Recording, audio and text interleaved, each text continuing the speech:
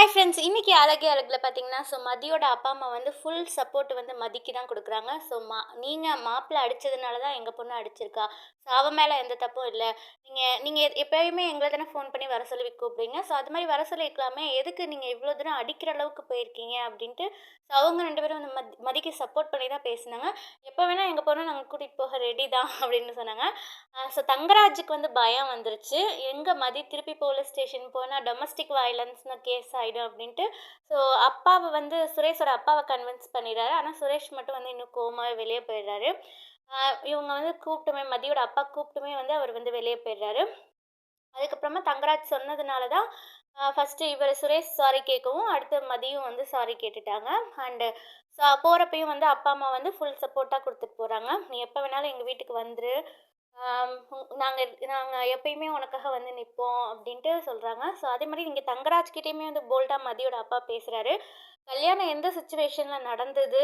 நான் வந்து பணத்துக்காகவோ, அந்த நெருக்கடினாலயோ குடுக்கல. ஒரு நல்ல குடும்பம்னு நெனச்சு தான் நம்பி தான் குடுத்தேன். அண்ட் எங்க பொண்ணுக்கு ஒண்ணுன்னா கேட்க ஆள் இல்லன்னு நெனச்சுக்காதீங்க. அப்படிதான் சொன்னாரு. எல்லா பொண்ணுங்களோட அப்பாவும் இது மாரி இருந்தா ரொம்பவே சூப்பரா இருக்கும். ஆனா சில மிடில் கிளாஸ் ஃபேமிலி அப்பா, அம்மா வந்து எது நடந்தாலும் அட்ஜஸ்ட் பண்ணிக்கோ. வந்துராத, வந்துராத அப்படிதான் சொல்லுவாங்க. ஆனா மதியோட அப்பா, அம்மா ரொம்பவே சந்தோஷமா இருந்தது. அண்டு அவங்க ஃபுல் சப்போர்ட். கேட்க ஆள் இல்லன்னு நெனச்சுக்கிட்டீங்களா? நான் இருக்கேன் அப்படிங்கிற மாரி வந்து நின்னாரு. மதியோட அப்பா, அம்மா கேரக்டர் தான் மதிக்கும் போல்டா இருக்கு. இப்படிதான் வந்து பொண்ண வளர்க்கணும் போல்டா. அதுவும் இல்லாம பொண்ணுங்களுக்கு சப்போர்ட்டும் குடுக்கணும். பேரண்ட்ஸ் சைட்லேருந்து சப்போர்ட்டும் குடுக்கணும். அதுதான் இன்னைக்கு ஃபுல்லாவே நடந்தது. அது நல்லா இருந்தது. அண்டு என்னோட ஹானஸ்ட்டா ரிவ்யூன்னு பார்த்தீங்கன்னா, இந்த கான்செப்ட் இப்ப இந்த ஃபைட்டிங் கான்செப்ட்டே வந்து நம்ம ரைட்டர் மேடம் பிரியா தம்பி மேம் ஏற்கனவே ஐயனார் துணையில எழுதுனது தான் அப்படியே இங்க கொஞ்சம் மாத்தி எழுதியிருக்காங்க.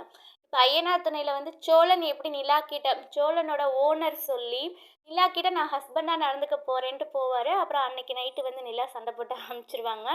அது மாரி தான் இங்கேயும் சுரேஷ் வந்து தங்கராஜ் பேச்ச கேட்டு ஹஸ்பண்டா நடந்துக்கிறேன்ட்டு போயிட்டு, அது இவ்வளோ பெரிய சண்டையா வந்துருச்சு. அங்க யூஸ் பண்ண அதே கான்செப்ட்டே கொஞ்சம் இங்க மாத்தி யூஸ் பண்ணியிருக்காங்க. இது வந்து நான் கண்டுபிடிச்சுட்டேன். அப்பவே கண்டுபிடிச்சுட்டேன். அப்ப வந்து சொல்றதுக்கு டைம் இல்ல. இன்னைக்கு சொல்லணும்னு தோணுச்சு.